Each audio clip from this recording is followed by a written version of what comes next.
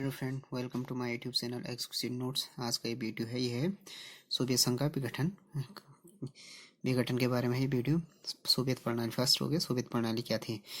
Soviet Samajwadi Soviet गणराज्य USSR रूस में हुई 1917 की समाजवादी क्रांति के बाद अस्तित्व में आया। यह क्रांति पूंजीवादी व्यवस्था के विरोध में हुई थी।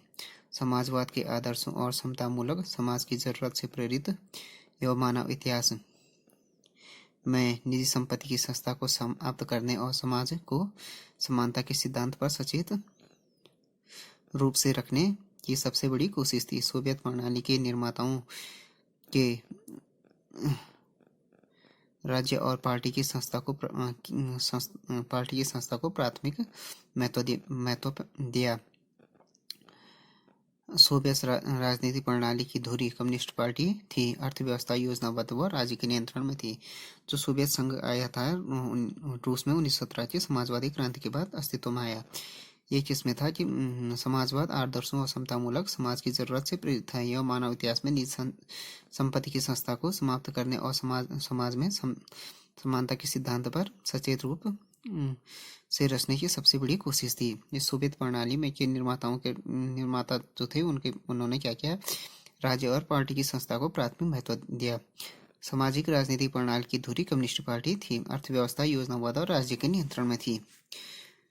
उसके बाद द्वितीय विश्व युद्ध के बाद सोवियत संघ महाशक्ति के रूप में उभरा। जब क्या हुआ कि द्वितीय विश्व युद्ध हुआ तो उसमें जब ये सोवियत संघ क्या हुआ, सोवियत संघ को अमेरिका महाशक्ति के रूप में उभरे दोनों, सोवियत संघ भी, और क्योंकि ब्रिटेन की स्थिति उस समय कमजोर हो चुकी थी। सोवियत संघ की अर्थव्यवस्था यूएसए को छोड़ दें तो विश्व की जो अन्य अर्थव्यवस्था थी आज बहुत विकसित थी। संचार प्रणाली क्या थी? उन्नत थी। उसके पास मतलब यातायात के साधन, उनके पास ऊर्जा संसाधन था जिसमें कि खनिज तेल, लोहा, इस्पात तथा मशीनरी उत्पाद शामिल हैं। सोवियत संघ का घरेलू उपभोक्ता उद्योग भी बहुत क्या था? उन्नत था। हालांकि सोवियत संघ के उपभोक्ता उद्योग में बनने वाली वस्तुएं गुणवत्ता के लिहाज से पश्चिमी देशों के स्तर की नहीं थी, लेकिन सोवियत संघ की सरकार ने अपने सभी नागरिकों के लिए एक न्यूनतम जीवन स्तर सुनिश्चित कर दिया था। सरकार बुनियादी जरूरतों की चीजें जैसे स्वास्थ्य सुविधा, शिक्षा, बच्चों की देखभाल, लोक कल्याण आदि की चीजें क्या रियायतों पर मुहैया कराती थी। जो सोवियत संघ था तो द्वितीय विश्व युद्ध के बाद एक सुपर पावर के रूप में उभरा अमेरिका के साथ। ये क्या था? यूएसए की अर्थव्यवस्था को छोड़ दें तो ये बहुत उन्नत थी। उसके बाद ऊर्जा के संसाधन थे और उसका घरेलू उपभोक्ता भी बहुत उन्नत था। हालांकि उसके जो वस्तुएं थी बनती थी घरेलू बाजार में वो उतने उन्नत किस्म की नहीं थी, मगर वेस्टर्न कंट्री से, मगर जो उनके नागरिकों को एक न्यूनतम जीवन स्तर सुनिश्चित कर रखा था उन्होंने। जो बुनियादी चीजें थी, स्वास्थ्य सुविधा, बच्चों के लिए शिक्षा और लोक कल्याण की चीजों पर या दरों पर क्या होती थी? मुहैया होती थी। सोवियत संघ प्रणाली पर धीरे धीरे क्या हुआ कि नौकरशाही का शिकंजा कसता गया। यह प्रणाली सत्तावादी होती गई और नागरिकों का जीवन दिन पर दिन क्या हो गया? कठिन होते गया। लोकतंत्र व अभ्यर्थी की आज़ादी नहीं थी। सोवियत संघ में एक दल यानी कम्युनिस्ट पार्टी का शासक था और इस दल का सभी संस्थाओं पर अंकुश था। यह दल क्या नहीं थी? जनता के प्रति जवाबदेही नहीं थी। हथियारों की होड़ में सोवियत संघ ने समय समय पर अमेरिका को बराबर की टक्कर दी, लेकिन सोवियत संघ प्रौद्योगिकी बुनियादी क्षेत्रों जैसे परिवहन, ऊर्जा के मामलों में क्या हो गया? पश्चिमी देशों की तुलना में पीछे रह गया। सोवियत संघ अपने नागरिकों की राजनीतिक और आर्थिक आकांक्षाओं को पूरा नहीं कर सका। सोवियत संघ का विघटन क्यों हुआ था? मिखाइल गोर्बाचेव ने 1980 के दशक के मध्य में सोवियत संघ की कम्युनिस्ट पार्टी के महासचिव बने हुए। पश्चिमी देशों में सूचना व प्रौद्योगिकी के क्षेत्र में क्रांति हो रही थी और सोवियत संघ को इसकी बराबरी में लाने के लिए सुधार जरूरी हो गया था। गोर्बाचेव ने पश्चिमी देशों के साथ संबंधों को सामान्य बनाने तथा सोवियत संघ को लोकतांत्रिक रूप देने और वहां सुधार करने का फैसला किया। इस फैसले की कुछ परिणतियां हुई। इन देशों की जनता ने अपनी सरकारों और सोवियत नियंत्रण का विरोध करना शुरू कर दिया। गोर्बाचेव के शासक रहते हुए संघ ने ऐसी गड़बड़ियां में उस तरह हस्तक्षेप नहीं किया जैसा अतीत में होता था। पूर्वी यूरोप की साम्यवादी सरकारें एक के बाद एक गिर गई। तो क्या हुआ, जब मिखाइल गोर्बाचेव 1980 के दशक में सोवियत संघ के कम्युनिस्ट पार्टी के महासचिव बने, तो उस टाइम पे क्या हुआ कि पश्चिमी देशों की तुलना में सोवियत संघ प्रौद्योगिकी और सूचना के क्षेत्र में पिछड़ गया था। उनके बराबरी नहीं था, बराबरी में नहीं था उस टाइम पर। उसकी बराबरी करने के लिए सुधार जरूरी हो गया था। तो गोर्बाचेव ने उन्होंने पश्चिमी देशों के साथ सामान्य संबंध बनाने और सोवियत संघ को लोकतांत्रिक रूप और वहाँ सुधार करने का फैसला किया। इस फैसले से कुछ परिणतियां और परिणाम हुए, जिसमें क्या हुआ कि जनता को अपनी सरकारें और सोवियत संघ पर नियंत्रण का विरोध करना शुरू कर दिया। गोर्बाचेव के शासन में रहते हुए सोवियत संघ में ऐसी गड़बड़ियां हुई जिसको पहले की तरह नहीं दबाया गया या हस्तक्षेप नहीं किया गया जैसा कि पहले होता था। पूर्वी यूरोप में क्या हुई कि एक के बाद एक साम्यवादी सरकारें गिरती गई। गोर्बाचेव ने देश के अंदर आर्थिक राजनीतिक सुधारों और लोकतांत्रिक नीति चलाई। इन सुधारों नीतियों का कम्युनिस्ट पार्टी के नेताओं द्वारा विरोध किया गया। 1991 में तख्ता पलट भी हुआ। कम्युनिस्ट पार्टी से जुड़े नरमपंथियों ने इसके बढ़ावा दिया। तब तक जनता को स्वतंत्रता का स्वाद मिल चुका था। येल्त्सिन ने इस तख्ता पलट के विरोध में महत्वपूर्ण भूमिका निभाई और वे नायक की तरह उभरे। रूसी गणराज्य ने जहां बोरिस येल्त्सिन ने आम चुनाव जीता, केंद्र के नियंत्रण को मानने से इनकार कर दिया। सत्ता मास्को से गणराज्य की तरफ खिसकने लगी। ऐसा खासकर सोवियत संघ के उन भागों में हुआ जो ज्यादा यूरोपीकृत थे, अपने को संप्रभु राज्य मानते थे। मध्य एशियाई गणराज्यों ने अपने लिए स्वतंत्रता की मांग नहीं की।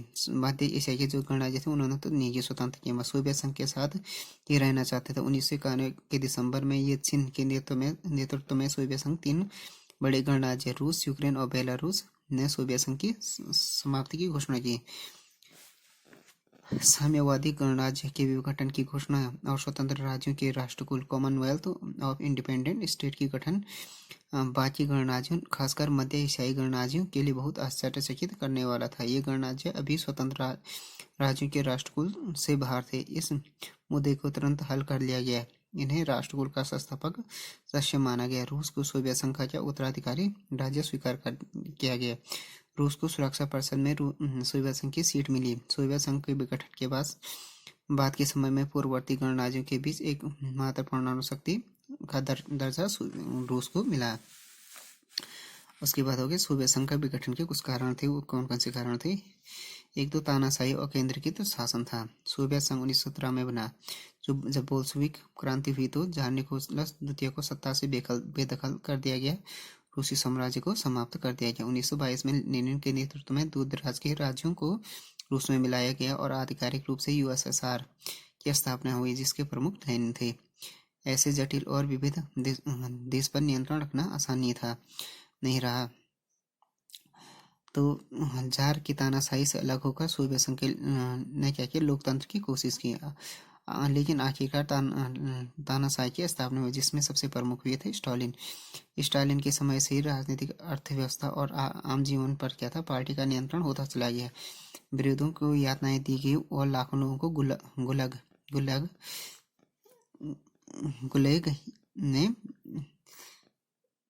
गुलेग में मारे गए।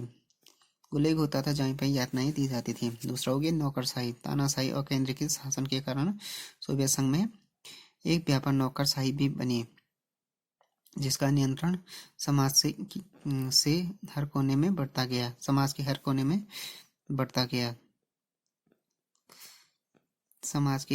बढ़ता गया। यानी हर चीज के लिए कागज, स्टाम्प और पहचान की प्रक्रिया से गुजरना पड़ा। इस नौकरशाही ने सोवियत संघ को एक कठिन देश बना दिया। दूसरा कारण रहा सोवियत विघटन का नौकरशाही। तीसरा हो गया नाकाम अर्थव्यवस्था भी रही उसके कारण। सोवियत संघ की अर्थव्यवस्था कार्ल मार्क्स के सिद्धांतों से प्रेरित थी, जो उत्पादन, बंटवारे और अदल बदल के संसाधनों की समाज की संपत्ति होना मानते थे। अर्थव्यवस्था 500 वर्षीय योजना के आधार पर चली। सोवियत संघ की अधिकतर आबादी को उद्योग व कृषि कार्य में लगाया गया, लेकिन इसके बावजूद क्या हुआ कि अर्थव्यवस्था में की तेजी में सोवियत संघ यूएसए से पिछड़ता गया और 1980 के दशक में सोवियत संघ की जीडीपी यूएसए की आधा रह गई। उसके चौथा कारण है गोर्बाचेव का के सुधार। सोवियत संघ के विघटन का सबसे महत्वपूर्ण कारण गोरबाचेव थे। उन्होंने पेरेस्ट्रोइका सरकार का नियंत्रण कम करना और ग्लासनोस्त खुलेपन और पारदर्शिता की नीतियाँ शुरू की। गोरबाचेव को लगा कि इससे निजी सेक्टर को फायदा होगा, इनोवेशन बढ़ेंगे और आज ही सरकार विदेशी निवेश भी सोवियत संघ में होगा।